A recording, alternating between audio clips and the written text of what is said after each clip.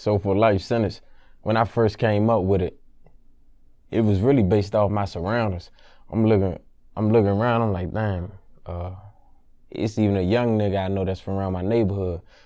He had got like 100 years, and basically that's like our reality coming from my environment, the things I was seeing. So I'm like, how can I put a flip on it and turn it into something positive? So my thinking was, I'd take, instead of me getting a life sentence, because, don't nobody want that, how can I flip it? And I came up with, what can I be so dedicated to that I feel like, I got a life sentence to do it. I feel like it's something I'm forced to do every day, but it's something I want to do. Like, give myself a life sentence for something positive, because no matter what you're doing, it's like we can make life harder for ourselves, or we can learn and grow with it. Because, on my journey, I done learned no matter what you do, it's going to be stuff you got to go through. That's whether you in the streets or not in the streets, whether you in the corporate world or you in the straight trenches. It don't matter what you doing, it's going to be obstacles that you're going to have to jump over. So, it's better to make these things as easy as possible for ourselves, man, especially all the stuff we facing. Just being black and being, who we are these days, period. So that's the title is just, putting a positive flip on a negative, something that got a negative connotation. How can I turn something that I'm interested in into something that I, do for the rest of my life? And no matter whoever you are, whatever your life sentence is personally, because everybody got different life sentence. People got their kids, they girl, they career, whatever your life sentence is, just being dedicated to it. So that's how I came up with it. I wanted the whole project to be a cohesive thing. I wanted from the artwork to the songs on it, I wanted it all to tell a story. And especially with this being Life Sentence 3, it's just because for Life Sentence 1, I came in, I was dead broke, just trying to showcase my rap skills. For Life Sentence 2, I got a little more popular. I was learning things, but at the same time, I started beefing with close homies and going through different things. And then it was like a learning curve. So by Life Sentence 3, it's like the one version of myself if I make fucked up decisions, and then another version of myself if, I do what I'm supposed to do. Like if I'm in my lane doing what I'm called to be doing, or doing what I love doing, however you look at it, man, you could go into a courtroom dressed in whatever if you know what you're talking about, You could go anywhere, however you want to go. Like you got free roam in this country if you know what you're talking about. Like it come down to knowing your rights, knowing what you want to do, just being where you're supposed to be. So it's basically a representation of the choices that you can make. The one choice, the obvious things, certain choices will lead you in that orange jumpsuit or green jumpsuit, whatever color. And another choice, you could be whatever you want to be. So, and then it's also me, I'm speaking for the other version of myself. Like, man, I know what you may get on the surface, but let them explain itself. Like it go way deeper than that, So that was the thing. And then you got the jury is basically the critics and the people that's always watching and commenting on everything you do and how you live or what your story is. And then you got the judge, but for the judge, I wanted them to be faceless because I don't want to make it seem like it's just cut and dry, a black or white thing. Or have a white judge that's right there. Nah, it could be a black judge that do you dirtier than what any color judge would do. It could be any color, anybody. So, whoever you appealing to, that's on you. But, I ain't want the judge to have a face. I just wanted them to be a person, a figure right there. And, it's just about telling your story.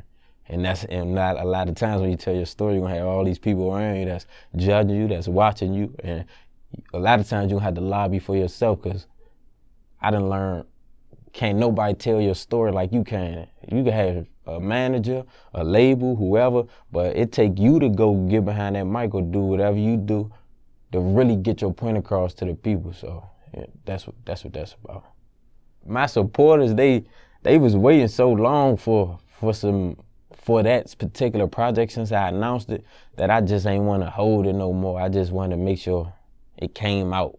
We looked around for different dates that could be significant, but nothing really stood out to me, and then some of them we missed because we were still finalizing everything, but it wasn't really no significance with the date. It's just, you know, we say this is our date right here. We gonna go with it, we gonna use it, and it is what it is.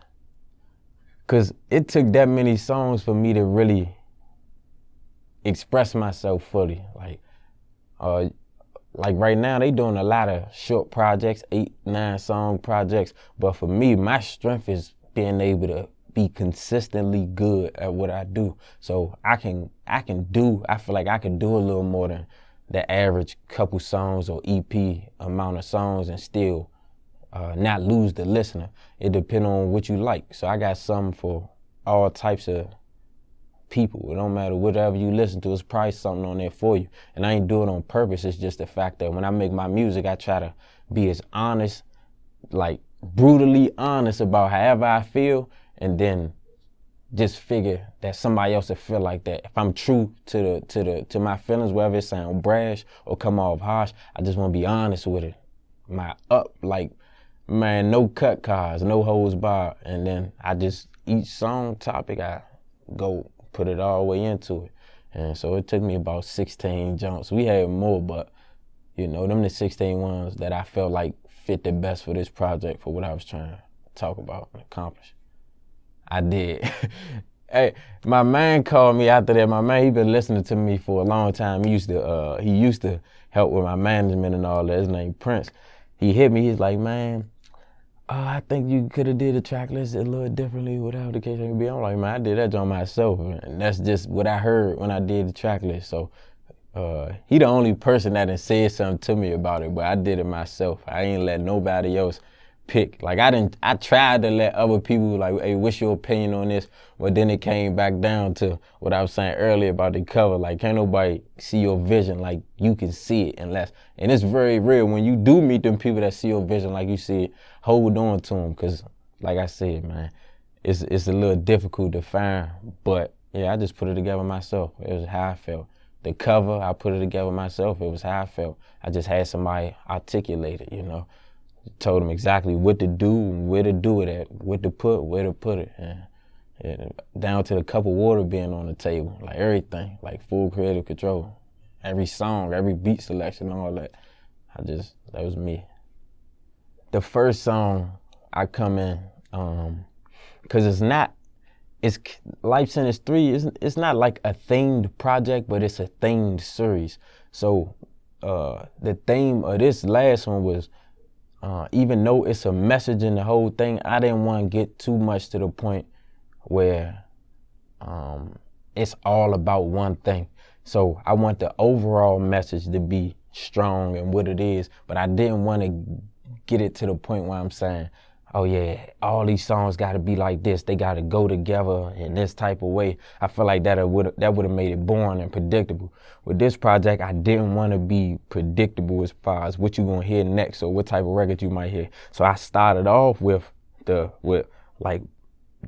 flow that the people that know me, the flow that they love me for.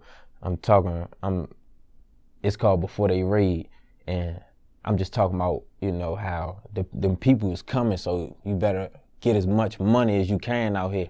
Because trust me, these things don't last long. I haven't seen, it's probably, you could name on probably one finger, on one hand, how many people that made this thing last long. And I don't mean just music-wise, I'm talking about street-wise. Since everybody glorify the street so much, man, we really think about it, there's not too many people that have made it last. So I wanted to start it off with a reminder of that, a reminder of what the cover is, you know.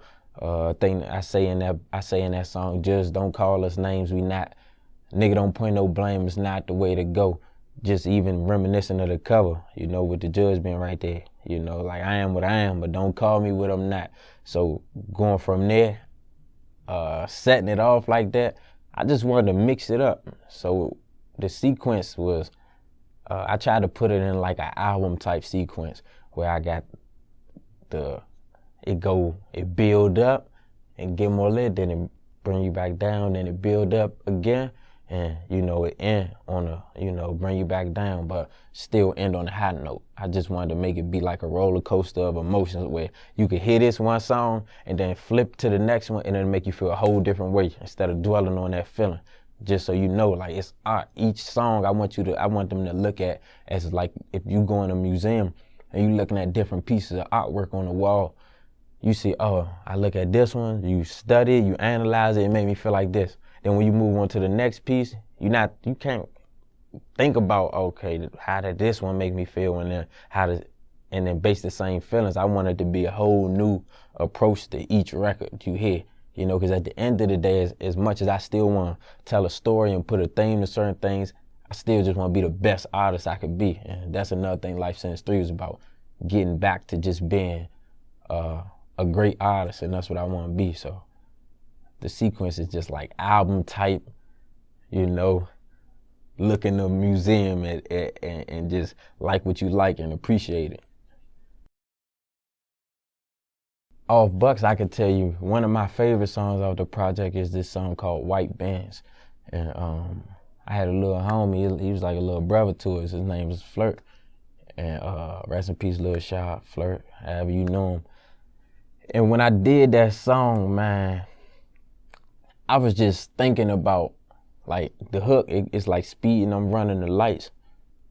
One in the head for the ride, like, run with us so for your life. So shit come to the light. The thing I'm talking about in that song is like how we be out here just speeding, you know, speeding, running them lights, not really worried about what go on, just thinking it's always gonna be tomorrow. Even with the girls that we deal with, we sometimes, and I'm thinking about his situation, cause he lost his life over a bullshit drug deal that went bad for like 2 ounces or something like that. Like 2 ounces, that's not even worth like $500. At the least it's worth $500, you know. And he lost his life over it. And even the girls that we deal with, like what you might call the little thoughts or whatever, them jumps that's impressed by, oh, he got this, or he got this much amount of weed, or he got this much amount of money, you know, like them bitch, it's lines in there where I say she think this street shit exciting, but if I fuck up, then my life, and so how the fuck that shit exciting? Like, when you really think about it, this same shit that we get these highs off of, when you see a nigga laid out in the street because of it, you be like, damn, what the fuck, how did this happen? But when you doing it, it's like, man, all right, this is not gonna happen to me. I got my dog on me all the time. I'm gonna be straight. But the reality is you can't control this shit. And you can't control these niggas and they jealousy and these situations that come about. So that song was just like, it was mixed with, you know, my feelings about my little bro situation, and having to look in the mirror and see like, dang, what type of way am I living, and how is it conducive to where I'm trying to go versus, you know, who I'm trying to really impress out here. Is it these girls that, you know, when it's over they gonna move to the next, or versus that one girl that's gonna be there for you, or is it these people in the streets that you gonna see as long as you telling them yes, or is it your people at home who need you more when your mother need a couple $100 for groceries and bills and stuff, or is you gonna spend that all with your homies on bottles and weed and shit like that that's perishable, that's gonna be gone. So it's just a reflection type song. Another favorite song of mine is a joint called Open Fire on there. And for that one, it's pretty much self-explanatory. It's about the things we dealing with in the streets with the police and everything like that, and how they treat us and how we respond to the way they treat us, and, you know, why we are how we are and how we even treat each other. That it's just another reflection. Another one of my favorites is this song called Wouldn't Want to Do It. I'm just talking about how, you know, the people that I really fuck with, if I had to do everything that I'm doing today without them, how I really wouldn't want to do it, you know, how, and man, the truth is I would do it anyway, because I'm going to do what I have to do to get where I have to get. But if I'm just, you know, I was being vulnerable, I'm saying, like, I'm just letting them know, like, man, if I had to do anything, if I had to go get this money without you, I wouldn't want to do it, you know. I'm going to do it anyway, of course, but when you really, you know, just by yourself and you think like, man, the people that done looked out for you, is like an ode to how much I love them and respect them and appreciate the stuff they did. Then I got a couple other joints on there. Really, all of them my favorite. I'd be sitting here talking all day if I talked about all of them. Another one of my favorites, the joint I got is called Need a Lighter with 21 Savage. That joint just a turnt record. A joint called Now. A joint called Get Her Way. About this girl that I really rock with. I don't know, man. I got a lot of little favorites on there, man. I was talking to my man the other day. He like, man, you probably put out too many dope records on one project. People don't know which one to like, what's their favorite. I'm like, cool, let it be what it be. You know, you can like whatever off there. But man, I really love the whole project. It's like I'm one of my biggest critics, so this is one of the projects that I could really say, like I'm proud of it. Like left, right, all the way through. I'm proud of the project. I recorded this whole project in a room in my grandmother's apartment. So my grandmother got a 2-bedroom apartment. It used to be a bed and a dresser and a TV with the big back in that joint. I went in there, I took all that stuff out, threw it in the trash, you know, bought a little setup with the foam and a futon. Put the TV in there so we get the 2K and mad action going on and Call of Duty when we ain't playing. Yeah, we get real serious behind that game in the studio. It go hand in hand, you know. The computer, all that, man, we put all that in the room and just recorded the whole project. A lot of them songs I even recorded, I press the button and go stand in front of the mic myself, you know. Yeah, so shout out to my grandmother for letting me use her apartment to record that, you know. Everything get cooked up out of there. Yeah. I think that's a cool, interesting fact, you know. And if you could see that room, it's like a box like this a little bit.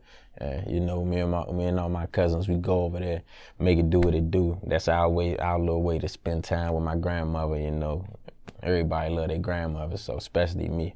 So yeah, I think that's probably the most interesting fact about the project, besides some shit I can't think about right now.